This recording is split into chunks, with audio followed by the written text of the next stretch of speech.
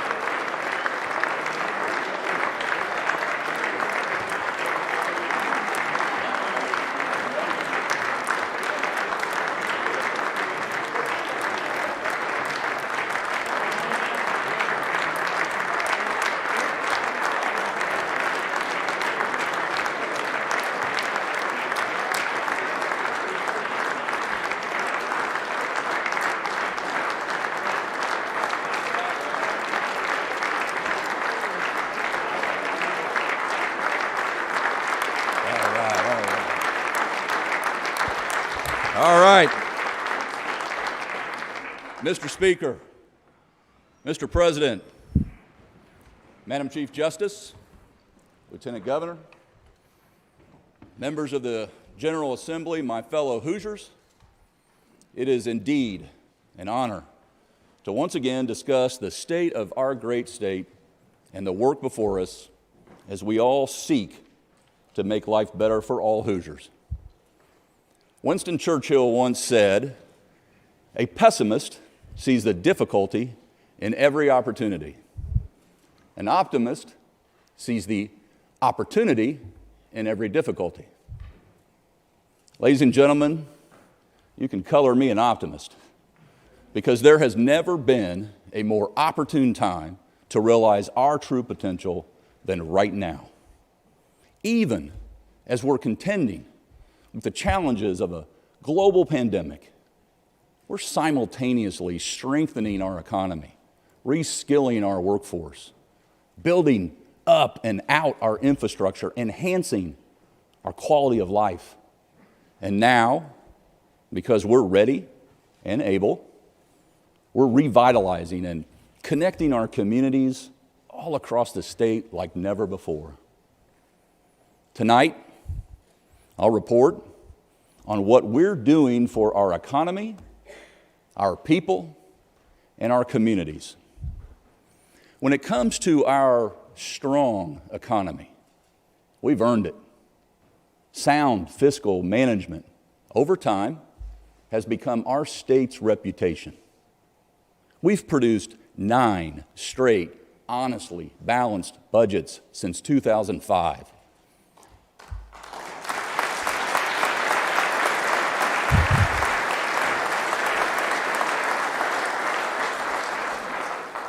And from June of 2017 to June of 2021, we've reduced our debt by 24%. Thank you, Senator Mishler and Doc Brown.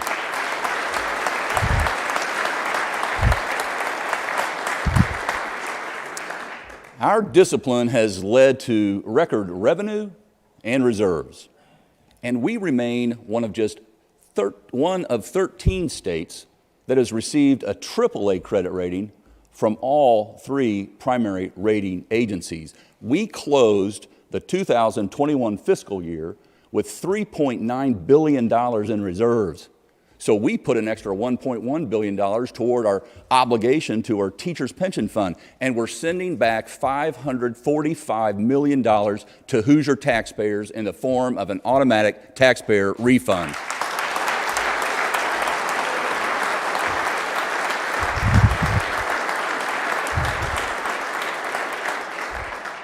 Our rigorous oversight of taxpayer money has solidified Indiana's distinction as a place of investment certainty and stability, predictability, and continuity that our families and our businesses, they love it, and even our neighbors envy it.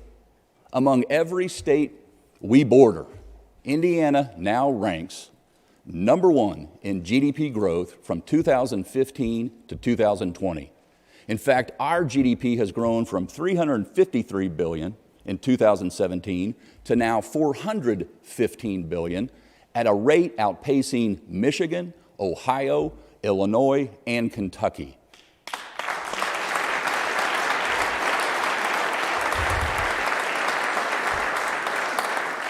We rank number one among those in personal income growth as well from 2015 to 2020.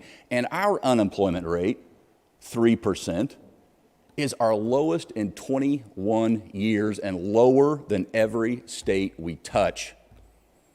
Today, more than 73,000 more Hoosiers are working compared to just before the pandemic hit. 73,000 more. In another measure of our growth and vitality, more people are choosing to live in Indiana.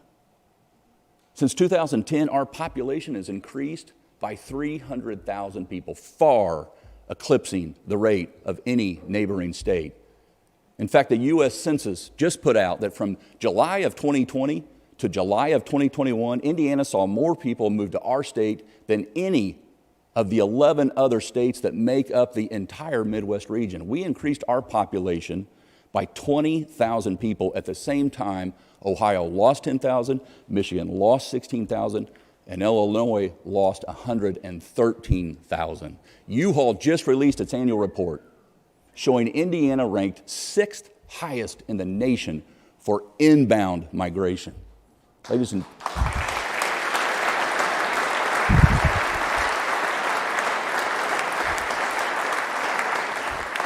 And it's not just individuals who are choosing Indiana. Businesses are too. Our last 4 years have been record-breaking years of investment and job commitments. Last year, the Indiana Economic Development Corporation set all-time records in 3 key categories. $8.7 billion in new capital investment, over $1.8 billion in new payroll, and 31,700 new job commitments with average wages over $28 an hour. We saw 29 headquarters plant their flag in Indiana, both homegrown startups and out-of-state relocations. Our monthly single-family home building permits are more than every state we touch, and our state housing is hot all across Indiana. Ladies and gentlemen, the state of our economy is Indiana strong.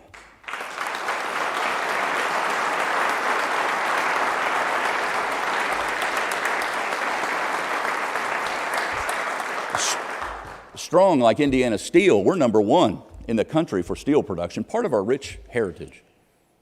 And we're also becoming a magnet for the industries of the future, such as hypersonics and microelectronics, cyber, solar, drones, quantum computing, advanced manufacturing, plant genetics, battery technology. I could go on and on, so I will. For example, we're putting new energy in new energy. More and more solar projects are cropping up all across our state. After I visited Tel Aviv last year, Doral Renewables announced that they were building the largest solar farm in the United States on 13,000 acres in Stark and Pulaski counties. Eventually, it will generate enough electricity to power hundreds of thousands of homes, all by cultivating the sun. Thank you, Nick, for your confidence and incredible investment in the state of Indiana and our people. Thank you.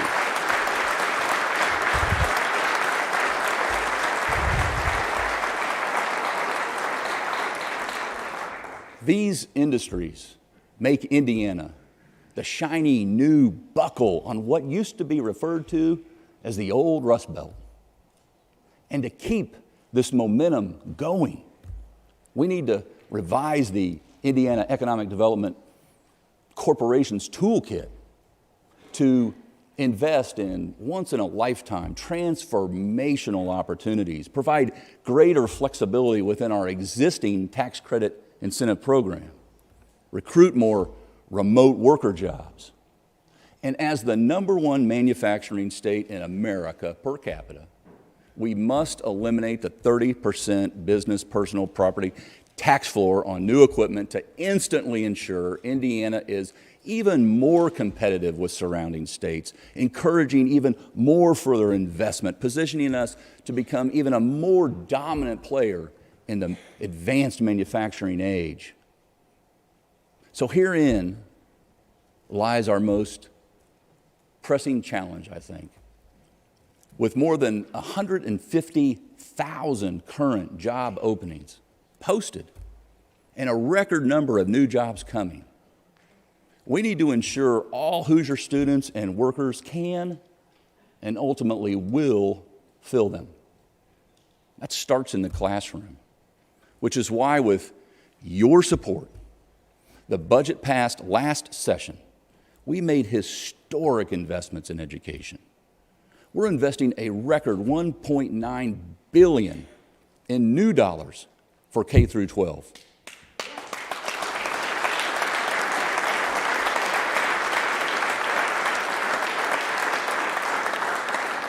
That's over the biennium, and we're increasing the K through 12 tuition support formula by 9%, which is more than $1 billion. That investment is already paying big dividends.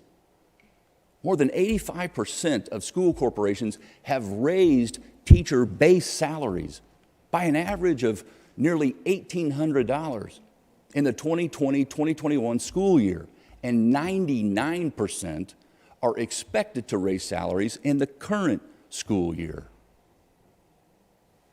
That goal for new teacher salaries, our state's goal of $40,000 by July 1, some 80% of our schools will have achieved it. Think about that, with this budget, what it's doing in every one of your regions, in your districts, in our towns. Their partners at the Department of Education are laser focused on providing more pathways and opportunities for lifelong student success, be it enlistment, employment, or enrollment. Those efforts start early in life. So we must strengthen both the quality and the access to early learning opportunities all across Indiana from birth to age 5 to better prepare students for kindergarten and then everything beyond that. Moreover, we know our children have suffered academically because of the pandemic. So in response, last year, the DOE launched several accelerated learning programs, totaling nearly $160 million extra dollars, with a second round underway right now.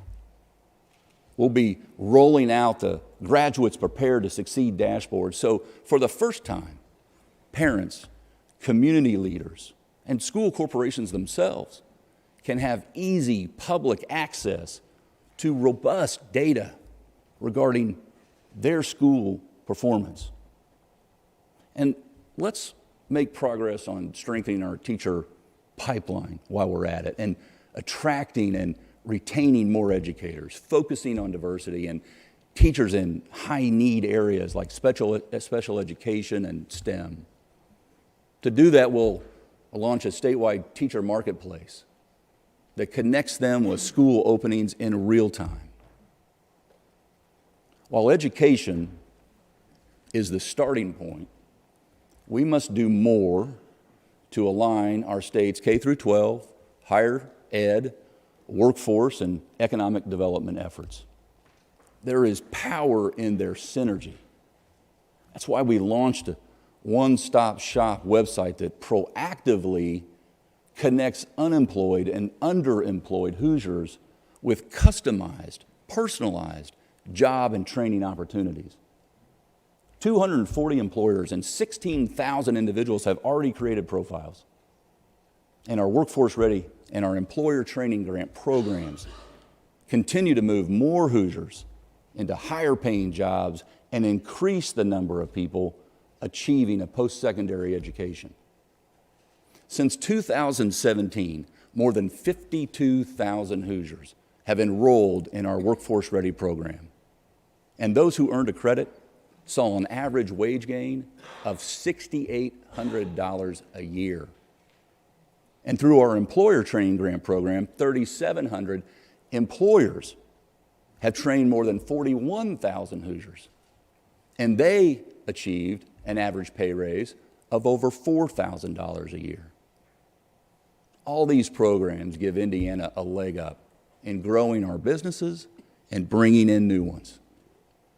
A great example is Small Business Entrepreneur of the Year Dante Wilburn, who owns Premier Auto Detailing and Wash in Lafayette. As a troubled youth, Dante served a 3-year sentence in community corrections. But a work release program enabled him to work at an auto detailing company and finish a degree at Purdue. He had big ambitions. So he started his own detailing company with a goal, not just to make money, but to also give employees, his employees, opportunities for careers and advancement. Today he owns several businesses. He employs 40 individuals. And Dante says, state agencies have been the backbone of my growth, and there is no way I could have done it without them.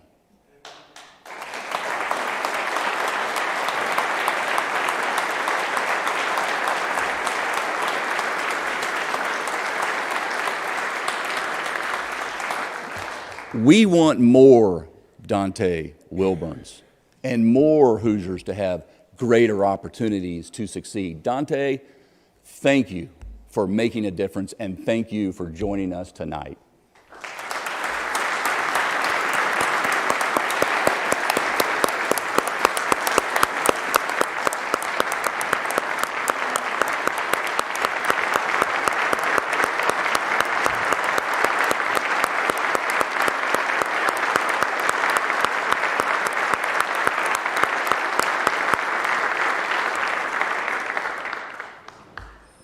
I told you I'd see you again.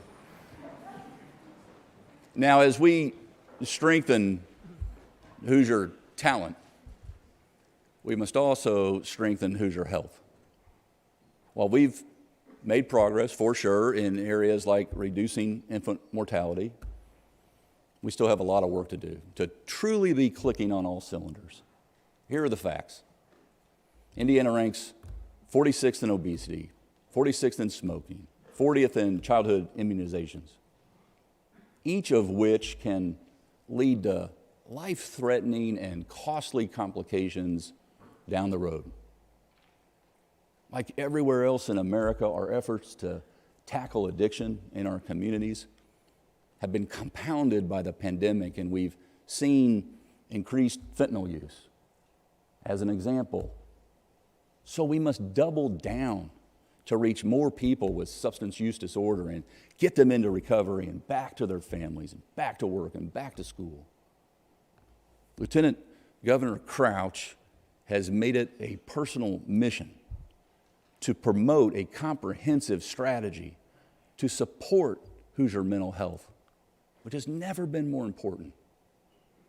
Our strategy includes making investments to grow our mental health workforce with more recruitment, retention, and quality efforts, by expanding access to mental health services, rolling out the new federal 988 suicide hotline, and investing more to reduce the stigma of mental health challenges.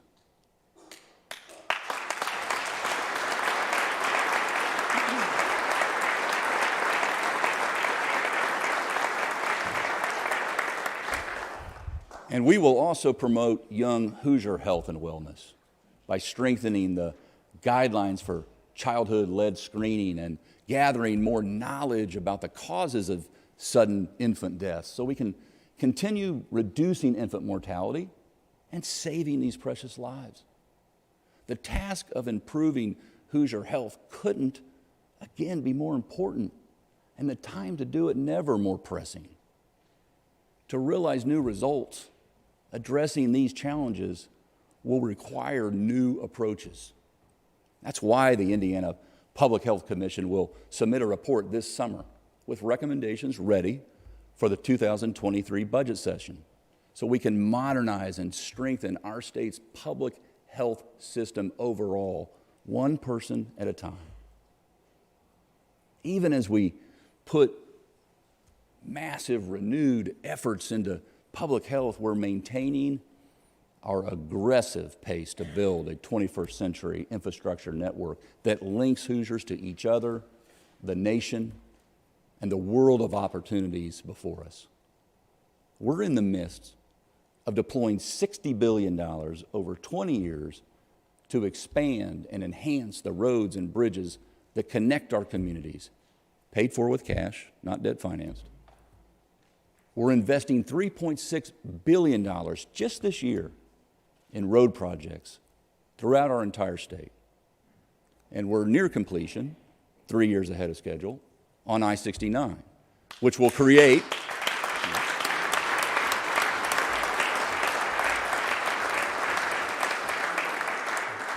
it's a long time coming, and it's going to create one continuous route from Canada straight through Indiana all the way to our nation's southern border. It's a very important trading corridor for us. Add to that, through our community crossings program, cities, towns, counties, they've resurfaced or reconstructed more than 20,000 lane miles of road and repaired or replaced 119 bridges just in the last 4 years. We're also working with our federal and local partners to fast-track two of the nation's most transformational commuter rail projects. When the South Shore Double Track and the Westlake Corridor are completed, they won't just reduce travel times, they will, but they'll fuel an explosion of new investment and opportunity in Northwest Indiana, the likes we haven't seen in decades. We'll continue working toward the construction of a number of new capital projects throughout our state, including $420 million committed to wastewater, drinking water, and stormwater infrastructure improvements, and $780 million for a new state archives building, a new Westville correctional facility, new blind and deaf schools, and a new inn at Potato Creek State Park. This will be the first new inn since 1939 in our state.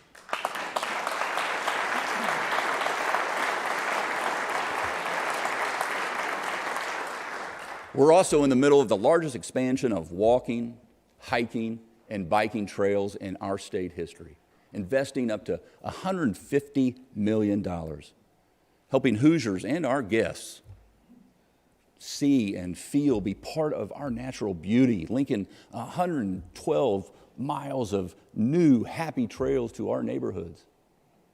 94% of Hoosiers now live within 5 miles of trail access.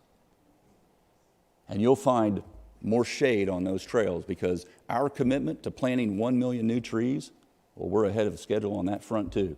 We've already planted 400,000 trees so far, and another 200,000 will be planted this spring. And to fortify our information highways, we've made the largest investment in broadband in our state's history. Since the Next Level Connections program was announced in 2018, we've allocated $350 million to provide everyone, wherever they live in Indiana, with access to affordable, quality broadband and the limitless opportunity it affords. This most recent round saw more than $600 million in requests from nearly every county in our state. It's no surprise that Forbes calls us, Indiana, a national model. I hear about the difference, I'm sure you do too, that this is making in people's lives every day. Like when Amy and Scott House from Newcastle decided to run their business from their home so they could care for their family. They considered moving. But because of a Next Level Connections grant, their home was covered, along with 69 other homes and 10 businesses with 1 gigabyte service. Thanks to Scott and his mother, Patty, for connecting with us here tonight. And thanks for staying in Indiana.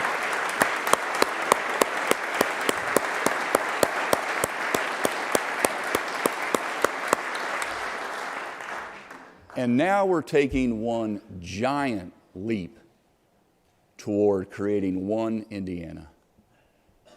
We're a state with incredible urban, rural, and suburban areas, and yet many of our rural areas have struggled to maintain their population. That's why last year I proposed dedicating $500 million to help our communities throughout the entire state accelerate their economic growth, improve quality of life for their residents, and become magnets for talent. To all of you in this room, I salute you for going big and bold. This READY program is the largest investment in Hoosier history, aimed at transforming every region of our state, representing all 92 of our counties.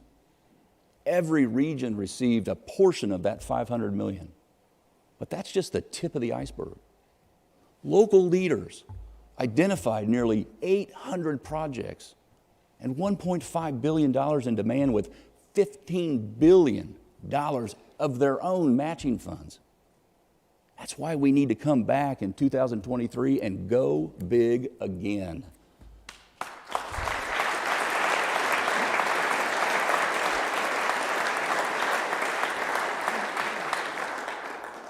And to further help our communities prosper, we'll continue to partner on public safety efforts and deliver good government service that Hoosiers have come to expect and, quite frankly, deserve. That includes supporting and appropriately funding our law enforcement officers.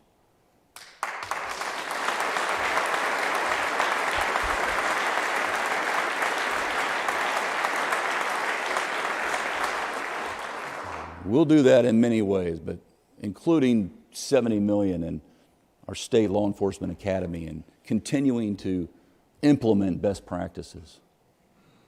To Indiana's law enforcement community, I say, we say, thank you, and we have your back.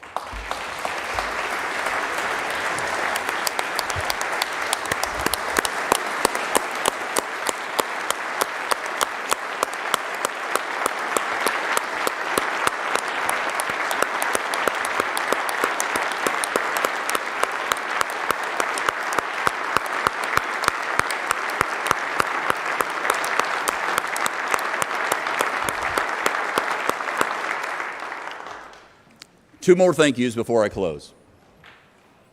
This September, Camp Atterbury was transformed from a military training site into a temporary home for some of the men and women and children who fled Afghanistan.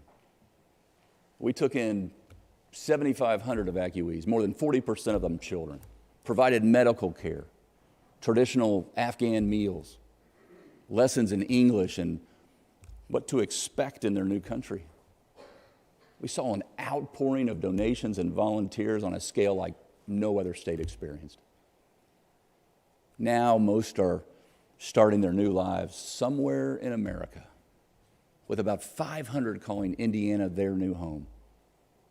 I commend everyone, from a small task to a large commitment, everyone for the contributing to this tremendous uplifting effort. To me, it's a great example of what Hoosiers are all about and what we're capable of accomplishing when we work together.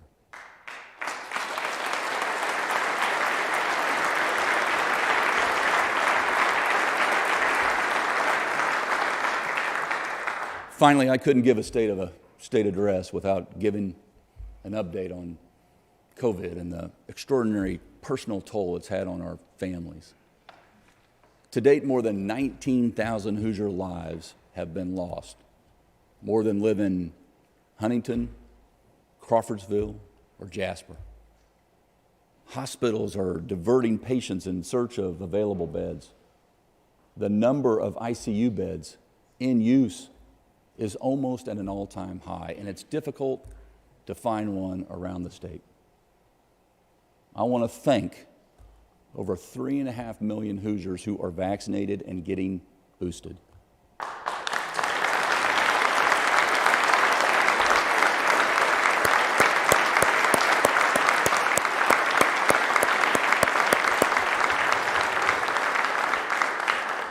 You are a big reason our hospital network hasn't collapsed. We know that people getting vaccinated and boosted overwhelmingly stay out of the hospital, stay out of the ICU, and they don't die. If you haven't been vaccinated, I encourage, I plead, I beg of you to speak to your doctor and do so. I say this even if you've disagreed with every position I've taken, because I want us both to be around to continue to have those disagreements. A special, very special thank you to all those who continue to put others above themselves, to continue the battle against COVID. Our hospitals have been under siege. Our healthcare providers are exhausted physically and mentally, as are those taking care of our nursing home residents and students in our schools and our own state health department, quarterbacking it all, and everyone supporting them. You all have been operating in overdrive for 2 straight years. No words, salary, or earthly awards will ever be enough to repay you for the lives that you've cared for and saved. The ultimate judge will be kind to you for living your love for your neighbor. History has shown us